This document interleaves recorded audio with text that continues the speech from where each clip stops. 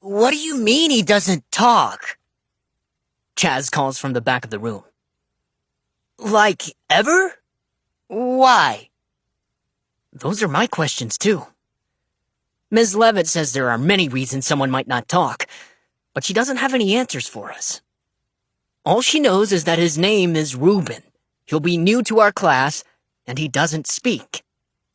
She says it like she's telling us something ordinary, like where he's from or what his favorite color is. We'll get to know him more tomorrow, she says. How? Chaz asks. That's exactly what I'm wondering, too. This might be the first time I'm glad Chaz Gilbertson is in my class, so he can ask the questions that feel like things you shouldn't be asking. Through mind reading? He continues. Does he come with his own crystal ball or something? That gets Saunders and Orrin laughing, and then the giggles start to spread. And even though Oliver's hiding his face behind one of my Dogman books, I can tell he's snickering too, because his shoulders are jumping up and down. And that gets me going, because I'm imagining this new kid coming into class, pulling a crystal ball from his book bag, and setting it on the corner of his table with his notebook and pencil. I'm trying to hide my laugh in my hands, but I can't stop. And now the whole class is shaking. Then, Ms. Levitt gives us a look. Her look, which is not like any other teacher's looks. Theirs are don't you dare looks, but Ms. Levitt's is worse. Hers is an is that who you really are look. And I'm pretty sure that is who Chaz really is. Someone who makes fun of a kid who doesn't talk. Ms. Levitt sends her look around the whole room, from Missy to Fiona to Lenny, until it's my turn, and she looks me square in the eyes. You can always tell if something is actually funny by how it feels in your guts, she tells us. If you're doing that belly-aching, sore muscles makes you feel free kind of laugh, then you know it's good funny, she says.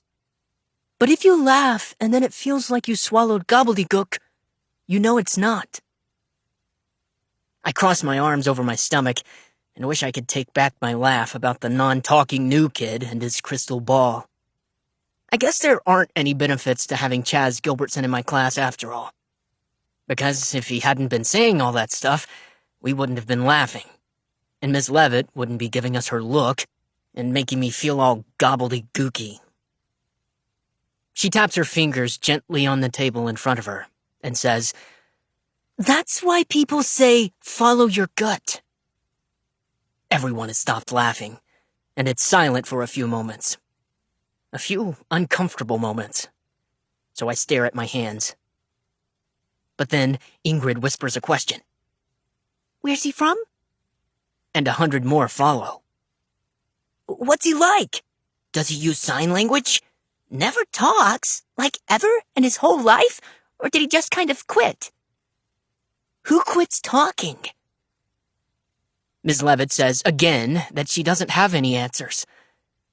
She also says that when we were entering her class at the beginning of the school year, she didn't have much information about us either, and she preferred it that way. To meet us herself and see what we wanted to share.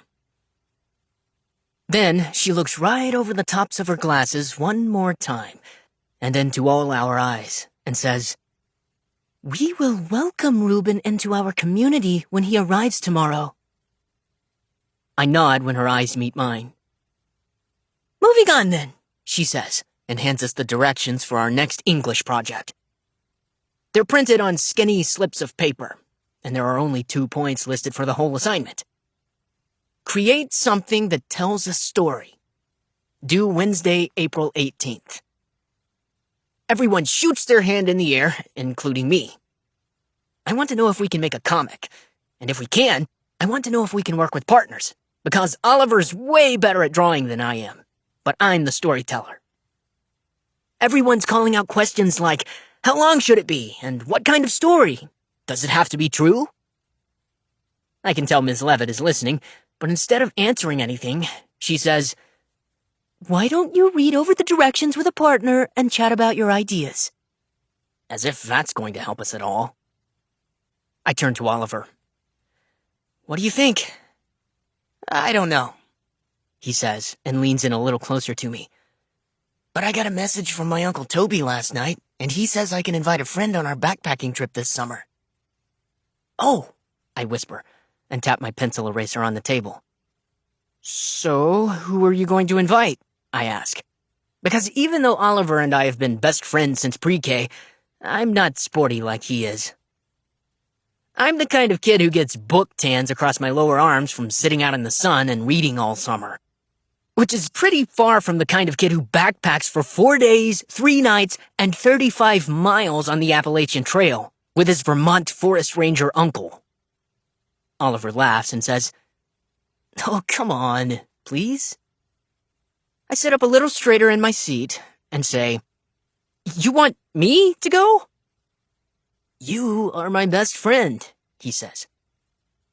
I want to say yes, because he's my best friend too. But I also don't want our friendship to melt on the side of the trail in a puddle of my own sweat and tears.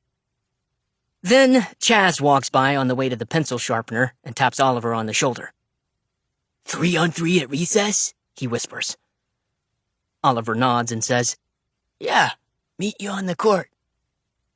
And then I start imagining Oliver inviting Chaz into the woods with him and Uncle Toby, and them coming back and talking about all the adventures they had on the trail, and it makes me think maybe I could keep up with Oliver on this one.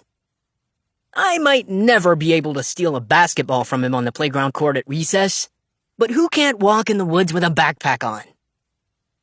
"I'll ask my mom," I say. Oliver smiles and throws his arm around my shoulders.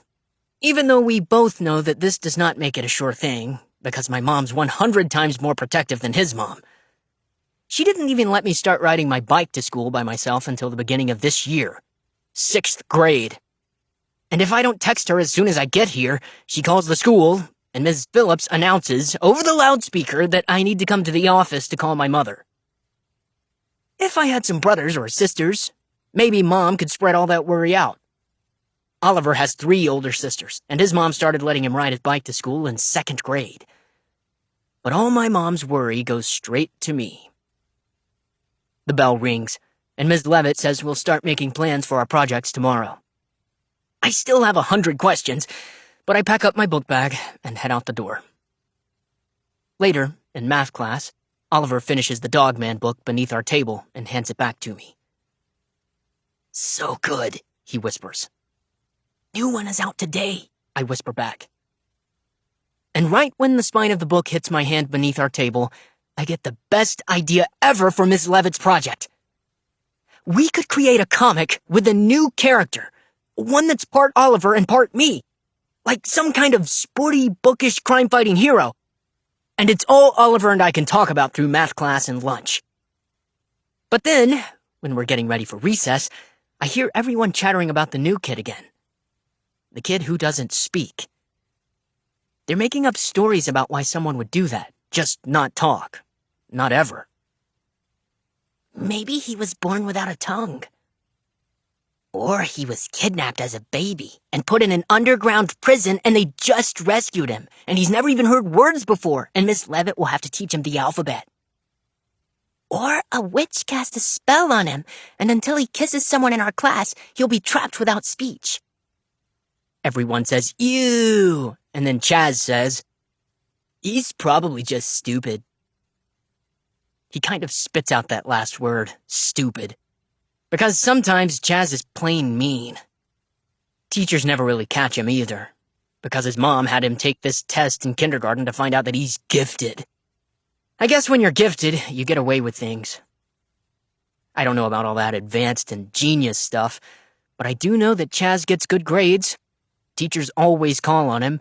He gets 1,000 cool points every day by making kids laugh, and he barely ever gets in trouble.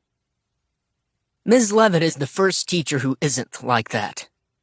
She doesn't call on him if his hand isn't raised, and she doesn't make him her classroom assistant, and if she hears him being terrible, she tells him to quit it. We're walking through the big doors from the lunchroom to the playground, and my mind is running 100 miles per hour, thinking about a secret underground prison and wondering how people even learn to talk anyway. And it makes me think of a project I did in 3rd grade on worms. And before I know it, I'm saying, Did you know that worms communicate by touch and taste? And they can feel vibrations from deep in the earth. When I say it, I'm thinking that would be a cool superhero talent to have. But Oren immediately scrunches his nose and goes, "Ew, do you think the new kid lives in mud?" And then Chaz blurts out, "Worm boy!" and wiggles his body around the hall. Everyone starts to laugh, because when he's not being just plain mean, he's being sideways mean, which usually comes out as sounding kind of funny at first. I think I'm the only one not laughing, which feels weird, so I let out a little chuckle, but I'm paying too much attention to my guts now after what Miss Levitt told us, and they're starting to feel like gobbledygook. I try to say, "No, that's not what I meant," but everyone's snickering and nudging me like that was a good one. And as soon as we get to the recess yard, we all split up and run to play, and it's too late. So I tell myself it's not a big deal. Then I pull on my sweatshirt and find a spot on the grass that isn't wet against the trunk of a tree by the playground to work on our new comic character. Oliver joins the basketball game. Tanya is pushing Missy and Jade on the tire swing, and Andre is chasing Fiona across the jungle gym. They slide on a puddle of slush down the ramp toward the monkey bars, and it looks like they're skating on their sneakers, flapping their arms and giggling. The recess aide blows her whistle and gestures for them to slow down. They've been strict about no running on the jungle gym after a playground accident that happened a few towns from here when I was in 4th grade. We all quit running when we heard about it, but now sometimes we forget until we hear the whistle. Andre and Fiona stop quick, then swing off the monkey bars and walk to the gazebo. Then I hear an "oh" from the basketball court, and Oliver is standing beneath the hoop where he missed a shot. "Better work on your game, or we're gonna have to replace you with Worm Boy," Saunders says, and it sends Oren laughing. And now that I'm listening, I can hear Worm Boy flying around the playground until everyone is saying it. And the gobbledygook in my guts is growing. 2. After school, I pedal fast to the bookstore. Partly because the new Dogman book is out, and I can't wait to see it on the shelves. And partly because I'm thinking maybe if I ride fast enough, the wind will blow the memory of Worm Boy right out of my mind. Every time I think about it, I get a wave of gobbledygook. I leave my bike next to Mom's in the rack outside and clip my helmet on the strap of my book bag. As I walk up the steps, I'm trying to come up with the best way to ask her about the backpacking trip. I could just mention it casually, like point to a hiking guide on one of the shelves in the store and say, "Oh, by the way, I've been meaning to ask you." Like it's not a big deal, so of course she'd let me go. Or maybe I should wait and ask Dad. He's sometimes easier to get a yes out of, but Dad's a nurse who works late at the hospital, and even though he should still be sleeping at 7 o'clock when I'm eating breakfast, he sets an alarm so we can eat corn pops together, then goes back to sleep when I leave for school. And I don't want to fill our groggy, early morning cereal time arguing about whether I should be able to hike in the woods with my best friend. When I walk into the store, Liv is helping a customer in the middle grade section. She sees me and nods towards the new arrival shelf, and I nearly fall right over when I see at least a dozen of the new Dogman books all lined up. I take one in my hands, and I love how it feels. Just like all the others in the series, a hardcover but without the dust jacket sliding around and getting in the way, and heavier than it looks because the pages are thick with drawings. I can hear Mom on the phone with a customer, searching for an order. So I take my time looking at the book. I even fan the pages and take a quick smell. Because not everyone knows this, but new book smell is right up there with brownies in the oven smell. Mom lets me pick a new book from the store on the first day of every month. We make it this entire celebration, too, where we get ice cream and I read the rest of the night. That's one of the cool things about Mom.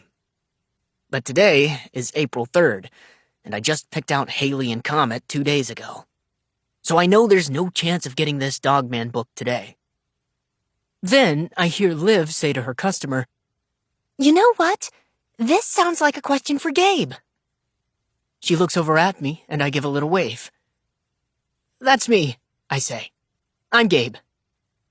She points to the man and says, "His niece is in 5th grade and loved all the Diary of a Wimpy Kid books. What do you think she should read next?" This is why I love coming to the bookstore. Because I might not have many cool points, but when it comes to reading, I've got all the points in the world. And if I were older than 11, I would work here and run the children's section no problem. She should try Smile and Invisible Emmy, I say. I look at Liv and stroke my pretend beard like I'm thinking. Then, Haley and Comet, and Real Friends, and obviously Dogman. I wave the copy I'm holding in front of me like it's saying hello. Liv nods and looks back at her customer. "You've heard it from our resident expert." He laughs and says that's good enough for him, and Liv shows him where to find the books. I peek toward the front desk, and my mom smiles and gives me the 1-minute sign. She thanks her customer and says the order should arrive next week, and when she puts down the phone, I hold up the Dogman book and smile my best pretty please smile. I know she'll say no, but that's my plan. I want to get a couple of no's out of her before I ask about the backpacking trip. Maybe she'll be more likely to say yes after a few no's. "It's not even close to May 1st, she reminds me. But before I can reshelve the graphic novel, she says, "Oh, what the heck. I'll give you an advance for this one," and reaches out for the book. "It's okay, Mom. You don't have to." But she just snaps her fingers and says, "Hand it over." And there goes my plan. It's like she has some kind of sixth sense, and knows that I'm going to ask for something bigger later, and she better say yes to the book so she can feel good about the no she's saving up. I hand over the Dogman and say, "Thanks, Mom," because I really do want the book. But then I add, "I really appreciate when you say yes." She looks at me funny and says, "You're welcome, Gabe." She's trying her best not to call me honey in public. So far, her best has not been that great. Mom puts the book on the counter, and Eva, the owner, rings us up. Mom pays for the book, and I slide it into my bag. Then, Liv's customer steps up to the cash register with an armful of books. I give him a thumbs up, and on our way out, Liv smiles and says, "Happy trails!" which makes me think of all the arguments Oliver told me after school to prove to Mom that the backpacking trip will be safe, and that I won't be eaten by a bear or mauled by a moose. We pull our bikes off the rack, and Mom leads.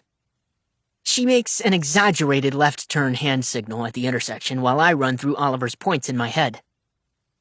1. The Appalachian Trail is marked by white blazes painted on the trees. Plus, we have maps and a guidebook, so it'd be impossible to get lost. 2. There's only one type of venomous snake in Vermont, the timber rattlesnake, and it's endangered. This one I looked up on my phone, because if I knew there were going to be a whole bunch of venomous snakes slithering around my hiking boots, I'd be the first to tell Oliver I couldn't go and blame it on my mom. Garter snakes are creepy enough. And 3, Oliver's Uncle Toby works for the Department of Forests, Parks, and Recreation, so he knows everything you need to know about navigating trails and first aid, and slinging your food bag up in a tree so bears don't rip down your tent looking for it. We ride single file up the street, and Mom throws some questions over her shoulder. "How was school?" I get a pang right in the gobbledygooks when I think about the new kid, and how Worm Boy is inching its way around the whole grade. But I just say, "Good." "Did you read anything cool? Write anything cool?" "Yeah," I say, and I actually want to tell her about the project in English and the new character for our comic. But I'm also biking uphill, so I can only really get out one-word answers. We make a full stop at the one red light in town. "Can't wait to hear more," she says. Then the light changes to green, and we turn up the last hill to home and coast into our driveway. After we park our bikes in the garage, Mom grabs a shovel and starts hacking at the last bit of the slushy fort that Oliver and I made over winter break, when there was perfect packing snow. Then the whole thing turned to solid ice, and we used it as a slide for the rest of the winter. And now it's the last thing in our yard to melt. Today is sunny, and Mom is determined. I grab one of the plastic lawn chairs in the garage and put it right in the driveway facing the sun. I'm just taking out the new Dogman book when Mom unzips her fleece and tosses it on the front step. "Don't you think you should give Puppy some exercise?" Puppy is my hamster. When I begged Mom to take me to the pet store last year, she told me I could choose between a fish and a hamster. I walked her by the fluffy puppies, yelping at me to buy them, and she said, "We're not getting a puppy, Gabe." "But Andre from my class got a puppy," I told her. "And it's chewing Andre's sneakers and peeing on Andre's floor and jumping up on Andre's counter to eat Andre's lunch," she said. So I picked a hamster, because at least it has fur, and named it Puppy because I was still mad. "Let's see how you do with this hamster first," Mom said. "A pet is a lot of responsibility." I put my book down on the chair and go inside to get Puppy. My room smells a little like those wood shavings we used to line the bottom of her cage, and a little like the hamster pee they're soaking up. "Come on, Puppy," I say, and coax her out of her rock cave hideout with my finger. I cup her in my hands, drop her in the clear plastic exercise ball, secure the little door on top, and say, "Time for a workout." The last bits of our fort are scattered around the yard and melting fast when I get back outside. I put Puppy down on the driest part of the lawn and jog a few steps to see if she'll follow me. She reaches up and motors her little paws until the ball starts rolling.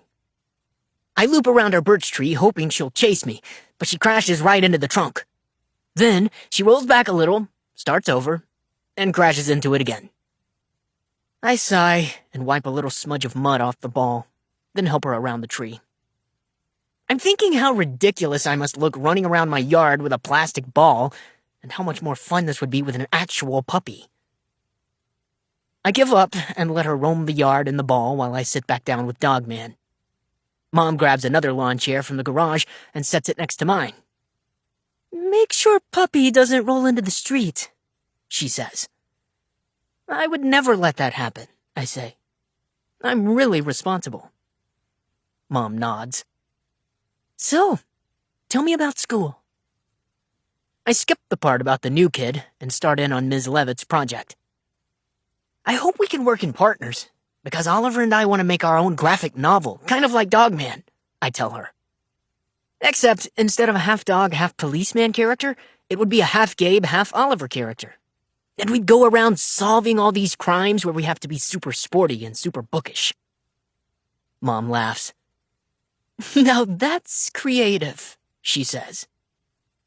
And as I'm explaining the project, I realize this is a good time to ask her about the backpacking trip. "I really hope Ms. Levitt lets us partner up," I say. "Because Oliver's my best friend, and it's important for friends to work together and go on adventures, don't you think?" Mom gives me a funny look and says, "Of course." Now's the exact best time to ask, but at that very moment, I hear Puppy's plastic ball drop off the curb and roll into the street. It falls hard enough to crack open the little door on top, and even though I get up fast and run to show Mom how responsible I am, I'm not fast enough. Because Puppy's found the exit, and I'm thanking my lucky stars there aren't any cars coming as she scurries across the street and into our neighbor's driveway. Her little paws move 100 miles per hour, and Mom is screaming, "Gabe, get her!" And I'm thanking my lucky stars again that Puppy stops to sniff a leaf, because I get there before she can dart into the Hendersons' garage, which is so full of stuff we'd never find her. "Well, that was a close one," Mom says. She's picking up the plastic ball and inspecting it for any cracks. "Yeah." I carry Puppy back across the street. "They should make those exercise balls more durable," I say. Mom holds it out to me, and I drop the hamster in. She snaps the little door shut. "Pets require a lot of responsibility," she reminds me. When we sit at the counter for dinner, Mom looks at her watch and I know she's wondering if Dad is on a break and if he's getting something to eat too. Dad has had this new late shift for the whole school year, but we're still not used to him missing dinner. You know, Mom says, if Ms. Levitt decides you can't work in pairs for the project, you could still create that comic with Oliver. It would be a fun adventure. She twirls her fork and winds up a bite of spaghetti. I nod. Yeah, I bet we will. Mom nods, and I take a breath. And I know that if I don't ask now, the conversation will circle back to Puppy rolling into the road and how irresponsible I am. Speaking of friendship and adventures and working together and stuff, I say. Mom raises her eyebrows. Can I go backpacking this summer with Oliver and his Uncle Toby? She presses her lips together, and I know she's trying to think of an around-the-side way of saying no. You know that's kind of a big deal, right? She asks. I nod, and I'm pretty sure she's thinking that I'm not nearly sporty enough. I can do it, Mom, I say. I walk with my book bag full of stuff all the time. Mom laughs and pats my arm. A backpacking trip isn't like walking down the hallway in school, she says. Then she puts down her fork and looks me right in the eyes. If this is something you want to do, you'll have to show some real responsibility first. She glances toward Puppy, who is now happily rolling around the living room in her plastic ball, and I give her a look like Puppy spinning down the street like a bowling ball has nothing to do with this. You'll have to learn a few things about being in the woods, she says. I'll check out some books from the library, I tell her.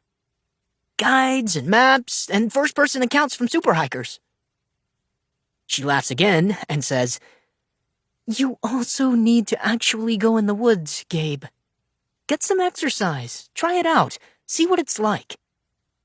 I nod and say, okay. Wasn't there a packet you brought home at the beginning of the year with a list of after-school clubs? I wonder if there's an outdoorsy one you could join. Club?